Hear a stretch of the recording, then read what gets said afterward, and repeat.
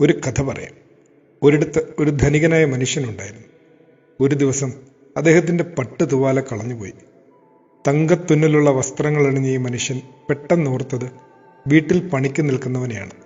മുഷിഞ്ഞ വേഷം മാത്രമുള്ള അവൻ തന്നെയാകും ഇത് മോഷ്ടിച്ചതെന്ന് അയാൾ കരുതി. കള്ളനെന്നൊക്കെ വിളിച്ച് വല്ലാതെ ശകാരിച്ചു. വലിയ വിഷമത്തോടെയാണ് വേലക്കാരനെന്ന് തിരികെ പോയത്. വൈകുന്നേരം ധനികന്റെ തുവാല കിടക്കവിരിപ്പിനടിയിൽ നിന്ന് തിരികെ ലഭിച്ചു. പിറ്റേന്ന് വേലക്കാരനെത്തിയപ്പോൾ കുറ്റബോധം തോന്നി യജമാനൻ പറഞ്ഞു, ക്ഷമിക്കണം, എനിക്ക് തെറ്റിപ്പോയി.